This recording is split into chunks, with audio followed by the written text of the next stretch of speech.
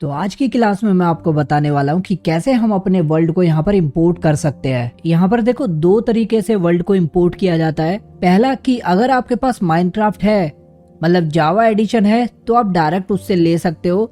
दूसरा तरीका है कि आपको एक स्कीमेटिक्स फाइल चाहिए, तो उस फाइल को भी आप यहाँ पर इंपोर्ट कर सकते हो। तो इंपोर्ट करने के लिए वैसे करना क्या होगा, आपको जाना पड़ेगा वापस से इसी क्राफ्टिंग बेंच पे और यहाँ पे मिल जाएगा वर्ल्ड इंपोर्ट का ऑप्शन। ये ऑप्शन यहाँ पर भी मिलेगा, ये छोटा सा जो दिख रहा है ये वाला बटन यहाँ भी मिलेगा और यहाँ पर भी मिलेगा। तो इस पे क्लिक करने के बाद आ जाएगा सीनरी सिलेक्ट करने का। तो सीनरी पे जाएंगे, मैंने बोला था कि दो ऑप्शन है, तो ये वही दो ऑप्शन है इंपोर्ट करने के। पहला है हमारे माइनक्राफ्ट से इंपोर्ट करने का, दूसरा कोई भी स्कीमेटिक्स फाइल को इंपोर्ट करने का। तो सबसे पहले वाले ऑप्शन पे जाते हैं। तो जैसे क्लिक करेंगे ऐसी विंडो खुलेगी। तो अगर आप 2.0 से पहले वाला माइनिमीटर यूज कर रहे हो तो आपको कुछ अलग स्क्रीन मिलेगी, उसके बाद की है तो कुछ ऐसी स्क्रीन मिलेगी जो कि एडवांस है।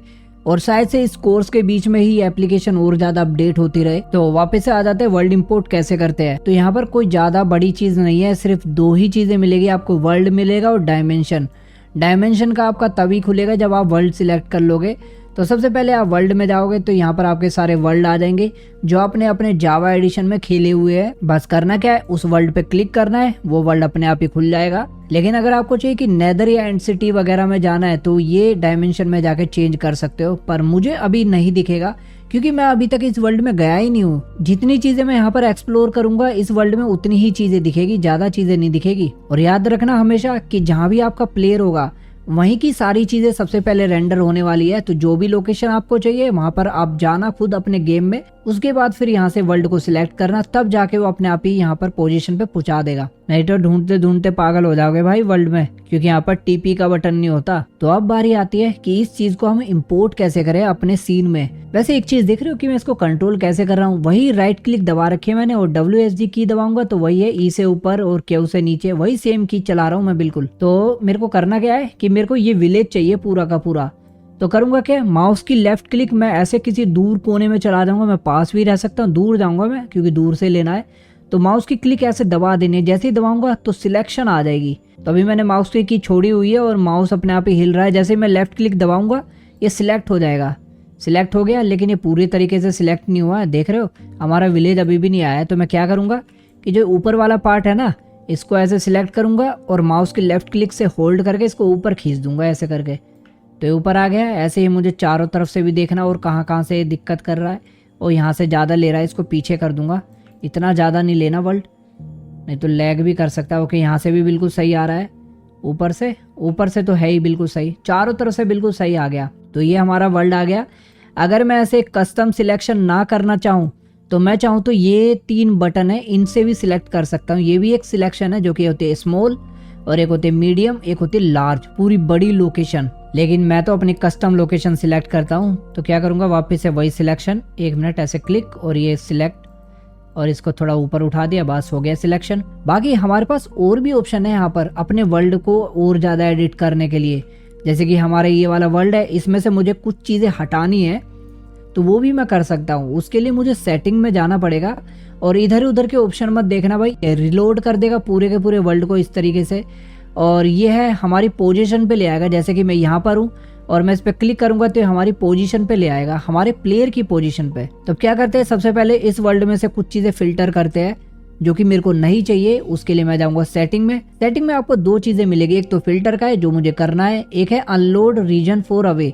इसका फायदा रहता है कि बहुत ज़्यादा रैम खर्च नहीं होती जब हम इसको टिक मार्क लगाते हैं। अगर टिक मार्क हटा दूंगा तो रैम आपकी ज़्यादा खर्च होगी, क्योंकि बहुत सारी चीज़ें लोड होना शुरू हो जाएगी दूर दूर तक की भी। मैं नहीं चाहता दूर की चीज़ें लोड होए, तो इसलिए इसको टिक मार्क रहने दूंगा ताकि दूर की चीज़ें लोड ही ना हो। तो अभी कर लेते हैं सबसे पहले फिल्टर पे क्लिक करूंगा तो कुछ इस तरीके की विंडो खुल जाएगी और यहाँ पर एक तरफ है सारे के सारे ब्लॉक्स जो मैं फिल्टर कर सकता हूँ। दूसरी विंडो में है कि मैंने कौन कौन से ब्लॉक को फिल्टर किया है वो दिखाता है। जैसे कि मैं यहाँ पर ले लेता हूँ, मैं सर्च कर लेता हूँ, लीव सर्च कर लेता हूँ और लीव पे मैं क्लिक करके ये वाला बटन देख रहे हो, इससे मैं इधर भेज दूंगा इसको। लीव इधर चली गई और मैं कर दूंगा ओके। अब देखना यहाँ से सारी लीव गायब हो गई, सारे पेड़ गंजे हो गए भाई। तो इस तरीके से मैं अपने वर्ल्ड में से चीजें फिल्टर कर सकता हूँ, बहुत अच्छी चीज है। और हाँ, एक चीज और है कि जब हम फिल्टर में कुछ भी सामान डाल देते हैं ना तो हमारे पास फिल्टर मोड भी होता है, ये वाला ऑप्शन जहाँ पर रिमूव और कीप का ऑप्शन है। रिमूव का मतलब जो भी फिल्टर में वो रिमूव हो जाए, कीप का मतलब जो भी फिल्टर में है वो रह जाए, बाकी सब रिमूव हो जाए। जैसे कि मैं कीप करके लीव्स छोड़ दूंगा और ओके कर दूंगा तो सिर्फ लीव्स रह जाएगी, बाकी सब कुछ रिमूव हो जाएगा। अब कुछ भी नहीं है सिर्फ लीव्स के अलावा। लेकिन मुझे ये चीज चाहिए नहीं, मुझे रिमूव करना है और लीव्स रिमूव नहीं करनी, मुझे लीव्स को वापस भेजो इधर। मुझे तो यहाँ पर ग्रास को रिमूव करना है क्योंकि ग्रास बहुत ज्यादा होती है, तो ग्रास सिलेक्ट करूंगा और इसको भेज दूंगा इस तरफ और ओके कर दूंगा। सिर्फ ग्रास रिमूव हो गई, जहां जहां ग्रास होगी फालतू की वो रिमूव हो जाएगी। अब हमारे पास प्लेन विलेज आएगा बिल्कुल। तो क्या करना है, बस वापस से वही सिलेक्शन इस तरीके से और इसको वापस उठाना है और पूरी की पूरी सिलेक्शन हो गई। अब नीचे आपको एक बटन मिलेगा इंपोर्ट सिलेक्शन का। जैसे कुछ चीज सिलेक्ट कर लेते हो ना, ये बटन आना शुरू हो जाएगा। बस इस पे क्लिक करना है और जैसे ही क्लिक करोगे एक विंडो और खुलेगी। ये जरूरी नहीं हर बार खुले, ये तब खुलती है जब उसको लगता है कि किसी वर्ल्ड में कुछ एनिमेशन वाले ब्लॉक्स भी है। मतलब आपको डिटेल में समझाता हूँ कि माइनक्राफ्ट के अंदर कुछ एनिमेशन वाले ब्लॉक्स भी होते हैं जो एनिमेट करते हैं, जैसे चेस्ट होते हैं, डोर होते हैं, लीवर्स होते हैं, बहुत सारी चीजें होती है जो एनिमेट करती है। तो यही चीज यहाँ पर पहचान के बताई हुई है कि 73 ब्लॉक्स मिले हैं जो कि एनिमेट हो सकते हैं। और पूछ रहा है कि क्या आपको एनिमेट करवाना है, उसको एक अलग से टाइमलाइन में डालना है। तो अगर मैं यस कर दूंगा तो टाइमलाइन में अलग से चली जाएगी, अगर मैं नो कर दूंगा तो वो सिंगल एक फाइल बन जाएगी। जैसे एग्जांपल के तौर पे अगर मैं नो कर देता हूँ तो एक वर्ल्ड आ गया हमारे पास और मैं इसको क्रिएट करता हूँ और वर्ल्ड को यहाँ पर रखते हैं। तो देखो एक सिंगल फाइल बनी है। अब मैं इसी पे फ्रेम वगैरह लगा सकता हूँ। अब ऐसा नहीं है कि जो यहाँ के डोर वगैरह है उनको मैं चेंज कर दूं, ऐसा कुछ भी नहीं होगा क्योंकि एक सिंगल फाइल है। अब मैं किसी डोर वगैरह को सिलेक्ट नहीं कर सकता, किसी चेस्ट को नहीं सिलेक्ट कर सकता, कुछ भी नहीं कर सकता। तो इस चीज़ के लिए पूछा गया था कि आपको ये चीज़ें करनी है कि नहीं। मैंने नहीं पे कर दिया तो नहीं हो गया था, तो इसलिए वर्ल्ड को दोबारा से इम्पोर्ट करते हैं। तो यस कर दूंगा इस बार और क्रिएट करते हैं। तो अभी यहाँ पर हुआ क्या है, वर्ल्ड तो आ गया, लेकिन वर्ल्ड पे जब क्लिक करूंगा तो बहुत सारी चीजें उसमें इंपोर्ट हो गई है। जैसे डोर है, प्लेट है, ट्रैप डोर है, बेड, चेस्ट वगैरह सारी चीजें आ गई है। ये पहले वाले से थोड़ा सा तो लैग हो सकता है क्योंकि इसमें बहुत ज्यादा चीजें आ गई है। कम से कम 70 चीजें इसमें इंपोर्ट हुई है, तो ये थोड़ा सा तो लैग करेगा ही क्योंकि 70 चीजें इसमें इंपोर्ट हुई है, पर इतना भी लैग नहीं करेगा जितना हम सोच रहे हैं। तो हमारे पास वर्ल्ड आ गया और ये पहला तरीका है जो कि सबसे इजी तरीका है वर्ल्ड को इम्पोर्ट करने का। अब मैं आपको बताता हूँ दूसरा तरीका वर्ल्ड को इंपोर्ट करने का। जिनके पास जावा एडिशन नहीं होता उनके लिए क्या सोल्यूशन है। तो अगर आपके पास पॉकेट एडिशन भी है तब भी आपको अपने कंप्यूटर में एक एप्लीकेशन और डाउनलोड करनी पड़ेगी जो कि है एमुलेट। ये एमुलेट एमसी की वेबसाइट पे मिल जाएगी। इस पे जाओगे तो ये विंडोज वाली ये वाली डाउनलोड कर लेनी है और क्लिक करना है और डाउनलोड हो जाएगी। जिप फाइल डाउनलोड होगी। इस जिप फाइल को खोलोगे तो इसमें एक फोल्डर मिलेगा ये वाला एमुलेट। इस फोल्डर को जहां चाहे वहां रखो, वो आपकी मर्जी है, सारा कुछ इसी में होगा। तो उस फोल्डर के अंदर कुछ इस तरीके से फाइलें होगी। हमें कोई सी फाइलों पे ध्यान नहीं देना, बस एक फाइल पे ध्यान देना जिसपे लोगो बना हुआ है एमुलेट का, amulet.app.exe। मैं आपको थोड़ा बड़ा करके दिखा देता हूँ। ये देखो ये वाली फाइल, सिर्फ ये फाइल पे ध्यान देना है हमें और किसी पे नहीं। बस इस पे डबल क्लिक करो और थोड़ी देर में हमारी एप्लीकेशन खुलेगी। तो इसमें करना क्या है, हमें बस ओपन वर्ल्ड पे क्लिक करना है। यहाँ पर देखो पहले से ही बता रहा है कि मैंने कौन कौन से वर्ल्ड को एडिट कर चुका हूँ, वो यहाँ पर बताएगा। और दूसरी साइड है हमारे पास ये वाले ऑप्शन जहाँ पे है जावा के वर्ल्ड। हमारे पास जावा एडिशन में कौन कौन से वर्ल्ड है वो बता रहा है। दूसरा है बेडरॉक के, हमारे पास बेडरॉक में कौन कौन से वर्ल्ड है वो बता रहा है। लेकिन अगर आपके पास पॉकेट एडिशन है तो पॉकेट एडिशन का वर्ल्ड आप इसमें अपना इंपोर्ट करना, अपने कंप्यूटर में कॉपी पेस्ट करना और उसके बाद आना ओपन अदर वर्ल्ड में। ओपन अदर वर्ल्ड में जाके आपको वो फोल्डर सिलेक्ट करना है। एग्जांपल के तौर पे ये ट्यूटोरियल वाला फोल्डर है, ट्यूटोरियल सिलेक्ट करना है। सिलेक्ट फोल्डर करोगे तो अपने आप ये पहचान लेगा कि वो माइनक्राफ्ट का फोल्डर है कि नहीं है।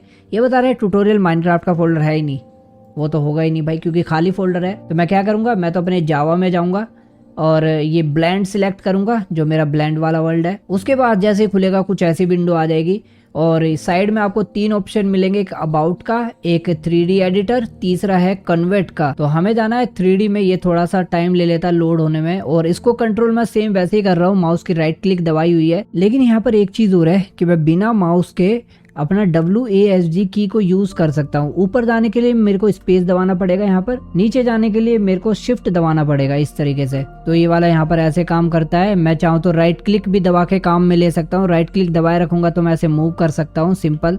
तो मेरे को क्या चाहिए, मेरे को ये वाला वर्ल्ड चाहिए यहाँ से। तो करना क्या है, माउस को कहीं भी क्लिक करना, जैसे कि उस कोने पे क्लिक करना है तो कोने पे क्लिक करके ऐसे करना है मुझे।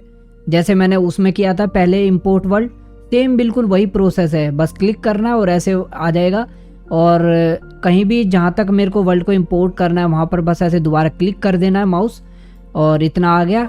इसमें भी सेम ऐसे ही है कि मेरे को ये वाला और चीज़ है, इसको ऊपर उठाना है तो ऊपर उठा दिया, इधर से मेरे को इधर खिसकाना है तो मैंने इधर खिसका दिया, और इधर से मेरे को और ज़्यादा वर्ल्ड लेना है तो वो और ज़्यादा ले लिया। सेम बिल्कुल वैसे ही है। इतना करने के बाद, सिलेक्शन हो जाने के बाद आपको नीचे देखना है, नीचे कई सारे बटन है जैसे कि सिलेक्ट है, पेस्ट है, इंपोर्ट है, एक्सपोर्ट है। मुझे करना है इसमें एक्सपोर्ट। एक्सपोर्ट पे क्लिक करूंगा और जाऊंगा सबसे पहले ये वाले बटन पे जो कि लिख रहा है एक्सपोर्ट कंस्ट्रक्शन। तो इसमें जाऊंगा, यहाँ पे तीसरे वाला ही ऑप्शन मिल जाएगा एक्सपोर्ट स्कीमेटिक्स।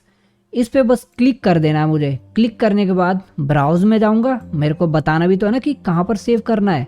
तो जाऊंगा अपने ट्यूटोरियल वाले फोल्डर में और यहाँ पे नाम लिख देता हूँ मैं विलेज लिख देता हूँ और इसको कर देता हूँ सेव। सेव करने के बाद पूछेगा कि बेडरॉक में स्कीमेटिक्स बनाना है, जावा में बनाना है। हमें जावा में बनाना है भाई, तो एक्सपोर्ट कर देना है बस।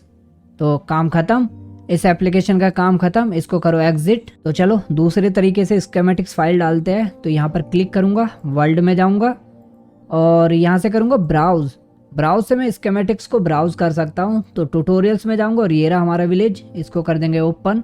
ये भी वही बोल रहा है कि 72 ब्लॉक एनिमेशन वाले, उसको एनिमेट करना है, यस करना है और क्रिएट कर देना है। ये लो हमारा वर्ल्ड आ गया। पर इसमें एक चीज़ की कमी मिलेगी आपको, जैसे कि यहाँ पे ग्रास पाथ वगैरह गायब हो गया है। इसका रीज़न ये है कि अभी जो मैंने वर्ल्ड लिया है ना, ये 1.19 का मैंने वर्ल्ड लिया है और यहाँ पर जो चल रहा है, सेटिंग में जाकर चेक करूँगा तो 1.18 चल रहा है। तो ये चीज़ भी ध्यान रखनी है कि हम वर्ल्ड कौन सा ले रहे हैं।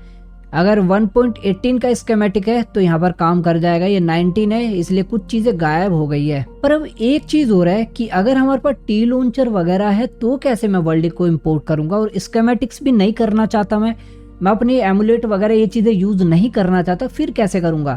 तो उसका भी एक सिंपल सोल्यूशन है, बताता हूँ। इसको करते हैं डिलीट, अपने जाएंगे वर्ल्ड में और यहाँ पे जाएंगे इस वाले ऑप्शन में। सिलेक्ट करने वाला हूँ मैं इंपोर्ट फ्रॉम वर्ल्ड फिर से, और यहाँ पे सिलेक्ट करने के बाद मैं यहाँ से वर्ल्ड को सिलेक्ट नहीं करने वाला हूँ। ये तो मेरा ओरिजिनल माइनक्राफ्ट जो मैंने खरीदा हुआ है वो वाले वर्ल्ड दिखाएंगे। टी लॉन्चर वगैरह से कैसे लूँगा, तो उसके लिए यहाँ पर एक कोने पे ये बटन दिखेगा, इस पे जाना है और इसको बस level.dat की फाइल बता देनी कि कहाँ पर फाइल रखी हुई है। तो बस अपना टी लॉन्चर वाले फोल्डर पे जाना है। मेरा टी लॉन्चर होगा यूज़र्स में और ये ऐप डेटा के अंदर होगा, रोमिंग के अंदर। ये रहा माइनक्राफ्ट 2 वाला फोल्डर, ये टी लॉन्चर वाला है। तो इसके अंदर जो मेरे वर्ल्ड है ये रहे, मैं कोई सा ही वर्ल्ड ले सकता हूँ। इसमें बस मेरे को level.dat की फाइल बतानी और ओपन कर देना है। ये लो टी लॉन्चर वाला वर्ल्ड आ गया। देखा, जरूरी नहीं कि आपके पास ऑफिशियली माइनक्राफ्ट हो, आप टी लॉन्चर से भी कर सकते हो। तो ये जंगल है, जंगल तो मेरे को चाहिए नहीं, मेरे को तो अपना वही वाला वर्ल्ड चाहिए, ये वाला। तो इस तरीके से हम अपने वर्ल्ड को इंपोर्ट कर सकते हैं। यहाँ पर मैंने 2 तरीके बताए थे, लेकिन एक तीसरा एडवांस तरीका यही है कि अगर आपके पास माइनक्राफ्ट ओरिजिनल नहीं है तो टी लॉन्चर वगैरह की फाइलें भी ऐसे भी इंपोर्ट कर सकते हो आप। तो थोड़ा सा मैं इसमें इन्वायरमेंट का काम करने वाला हूँ, थोड़े से कलर वगैरह चेंज करने वाला हूँ, कुछ चीज़ें चेंज करने वाला हूँ। तो सबसे पहले जाऊंगा मैं अपने बैकग्राउंड में, जो मेरी बैकग्राउंड की सेटिंग्स है, और एक बार रेंडर करके चेक कर लेते हैं कैसी शेडो वगैरह आ रही है। सब कुछ ठीक है। बाकी अगर मैं नीचे स्क्रॉल करूंगा, मुझे क्या करना है, सबसे पहले तो ये ग्रास है ना, इसको थोड़ा और कलरफुल करना है, मतलब कि बायोम बदलनी है मुझे। अब देखो बायोम में मेरे पास प्लेन बायोम है, मैं कोई सी भी कर सकता हूँ, डेजर्ट कर सकता हूँ। तो डेजर्ट वाली ग्रास आ गई, देखो कितनी फीकी फीकी, मतलब ग्रीन हो गई है, थोड़ी अजीब, वो जो सूखी वाली घास होती है उस तरीके की। डार्क फॉरेस्ट भी कर सकता हूँ, ये देखो डार्क फॉरेस्ट है। लेकिन मुझे करना है जंगल। जंगल करते थोड़ा हरा भरा हो जाता है सब कुछ। और हाँ, Ctrl+S दबाते रहना भाई, Ctrl+S दबाते रहोगे प्रोजेक्ट सेव होता रहेगा, और सेव होता रहेगा तो कुछ भी लॉस नहीं होगा। तो ये देखो अब ग्रीन अच्छा लग रहा है वर्ल्ड। और एक काम और करेंगे, जो हमारा स्काई कलर है इसको चेंज करूँगा। तो स्काई कलर में जाऊँगा और थोड़ा सा कलर नीचे, मैं चाह रहा हूँ कि कुछ इस तरीके का कलर हो ताकि लगे हमारा कलरफुल वर्ल्ड। आप देखो कितना अच्छा लग रहा है। थोड़े से इन बादलों को ऊपर करते हैं, ये ज़्यादा ही नीचे है। अब ठीक है, अब लग रहा है हमारा वर्ल्ड थोड़ा सा अच्छा, थोड़ा सा रंग बिरंगा सा लग रहा है, साफ सुथरा सा। और एक छोटा और काम करूँगा मैं कि जो घास है ना, देखो अगर मैं यहाँ पे हूँ तो घास बिल्कुल सामने से प्लेन प्लेन दिख रही है। ये वाला तो ठीक दिख रहा है, सामने से प्लेन प्लेन दिख रहा है। तो इसको भी चेंज करूंगा, ग्राउंड को मैं चेंज पे जाऊंगा, या तो मैं इस ग्राउंड को हटा ही दूं। देखो हटा देता हूं तो कुछ ऐसा दिखेगा जैसे कि मेरा घर किसी पहाड़ पे है। लेकिन अगर ग्राउंड रखना चाहता हूं तो ग्राउंड में मैं पानी लगा दूंगा। तो नीचे जाऊंगा, नीचे पानी मिल जाएगा, ये रहा। तो इस तरीके से मैं पानी लगा दूंगा यहाँ पर। और पानी लगाने का एक फायदा है कि 1 मिनट, यहाँ पर देखो अलग कलर का पानी है, मैं दूसरे कलर का लगा के देखूं क्या। पानी अलग अलग कलर के है, पर ये मैच इसलिए नहीं हो पा रहा है क्योंकि ये वाली जो लेयर है ना इसके नीचे आ रही है, बस यही वजह है। तो मैं इसको क्या करूँगा, मैं इसको जंगल ही करने दूंगा, जंगल ही ठीक है। और इसको नॉर्मल वाली पे रखते हैं और थोड़ा सा वर्ल्ड को नीचे कर दूंगा मैं पानी से, बस अब ठीक है। अब पानी में लग रहा है कि मेरा वर्ल्ड पानी में है। मैं ग्राउंड को ही हटाने वाला हूँ, ये सिर्फ मैंने आपको बताया ऑप्शन की इस तरीके से काम कर सकते हैं। तो थोड़ा सा और काम करूंगा इस सीन में, जो कि मैं थोड़ी सी हवाएं चलाने वाला हूँ, क्योंकि हवा चलती रहनी चाहिए अच्छी। अब देखो हमारे क्लाउड तो वहीं के वहीं है, लेकिन हमारी हवाएं तेज चल रही है। अब मैं पेड़ों के पास जाके दिखाता हूँ आपको। ये देखो पेड़ अब ज़्यादा हिल रहे हैं, थोड़ा और हिला दूंगा तो ज़्यादा हिलेंगे, और इसको बढ़ा दूंगा तो भाई पेड़ बहुत ज़्यादा अजीब हो जाएंगे, जो कि मुझे नहीं करना। तो इतनी हवा चलानी है मुझे कि हवा चलती रहे, पूरी फुल पे करी हुई है मैंने।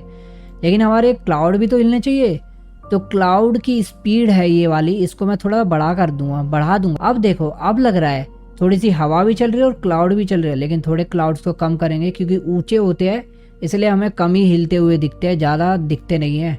हवा तेज है इसका मतलब ये नहीं कि क्लाउड भी तेज तेज चलेंगे, क्लाउड तो स्लो ही चलने चाहिए। अब इतने स्लो ठीक है। और अब मैं एक लास्ट की ओर एडजस्टमेंट कर लेता हूँ, जो कि है मेरे रोटेशन सूरज की। तो सूरज को मेरे को इस तरीके से रखना है कि उसकी जो शेडो वगैरह है वो थोड़ी सी इस तरीके से आए, क्योंकि मेरा जो कैरेक्टर होने वाला है ना, मैं अपने कैरेक्टर को यहाँ पे रखने वाला हूँ, ये मिडल वाले घर के पास। और यहीं से ही हमारी एनिमेशन शुरू होने वाली है, जो कि अगली क्लास में होगी। अगली क्लास में आपको सब कुछ पता चलेगा कि एनिमेट कैसे करते हैं।